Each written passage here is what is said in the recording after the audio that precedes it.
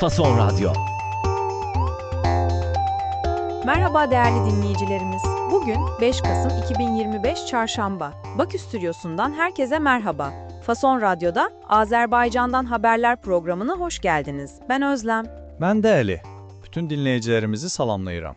Ali Bey, bugünkü notlara bakıyorum da ilk sırada devlet televizyonuyla ilgili epey ses getirecek bir haber var. Rakam da oldukça büyük. Bəli Özlem xanım, Azadlıq Radyosu'nun haberine göre Hesablama Palatası, yani bizdeki Sayıştay, Azərbaycan Dövlət Televiziyasında yoxlama aparıb.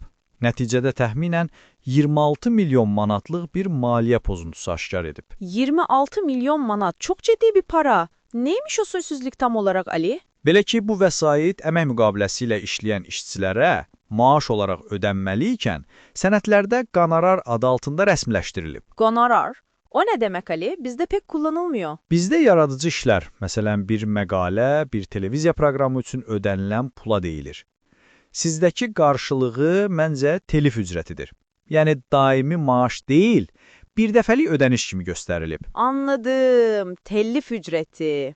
Maaşı tellif ücreti gibi göstererek bir yolunu bulmuşlar anlaşılan. Ne tesadüf. Notlarında AzTV ile ilgili bir haber daha var. 3 gün sonraki Zafer Geçidi'nin sunucusu da belli olmuş. Ona da bu gonorardan öderler herhalde. Mümkündür. Bu xəbərin mənbəyi DayAz saytıdır. Notlarımda yenə Azadlıq Radyosundan bir xəbər var. Bu dəfə beynəlxalq bir hesabatla bağlıdır.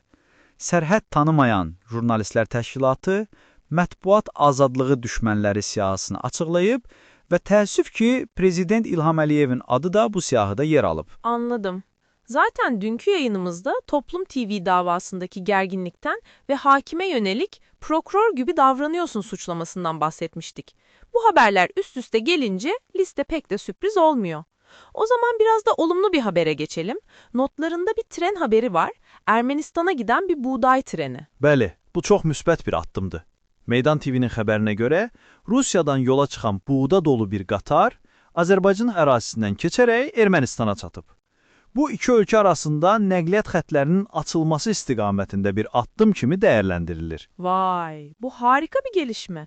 Daha dün Fransa'dan Ermenistan'a giden silah anlaşmasını konuşuyorduk. Bugün Azerbaycan üzerinden buğday gidiyor. Biri savaşı, diğeri yaşamı besliyor. Çok ilginç ve umut verici bir tezat. Həqiqətən də elədir. İndi isə biraz da iqtisadiyyatdan danışaq. Özəl sektorda çalışanları maraqlandıran bir xəbər var. 2019-cu ildən bəri tətbiq edilən gəlir vergisi üzrə güzəştin müddəti gələn il başa çatır. Hökumət bu endirimi uzatmamaq qərarına gəlib. Güjeşt. Bu kelimeyi anladım sanırım. Güzellik gibi bir şey mi? Bir iyilik yani. Yaxın təxmin etmisiniz, amma tam olaraq vergi endirimi və ya vergi müafiyyəti deməkdir. Yəni artıq bu endirim olmayacaq və gələn ildən özəl sektor çalışanlarının maaşlarından daha çox vergi tutulacaq. Anladım. Vergi muafiyeti bitiyor. Bu hikaye de bana çok tanıdık geldi. Bizde de sık sık vergi düzenlemeleri olur. Genelde olan vatandaşı olur. Son bir haber daha var notlarında. Biraz da üzücü. Hazar Denizim'de foklar ölü bulunmuş. Bəli, bu da Azadlıq Radyosunun xəbəridir. Xəzərin Qazaxstan sahillərində 100-dən çox ölü su itinə rast gəlib. Mütəxəssislər son 100 ildə Xəzər su itlərinin sayının 90% azaldığını deyirlər. Suiti. Biz fok diyoruz. Çok üzücü bir durum. Hazar'ın en sevimli canlılarıdır herhalde. Umarım sebebi bir an önce bulunur ve önlem alınır. Ali bugünkü notlar için çok teşekkürler. Mən təşəkkür edirəm Özlem. Fazon Radyo'da Azerbaycan'dan haberlerin bugünlük sonuna geldik. Yarın yine aynı saatte buluşmak üzere. Hoşça kalın.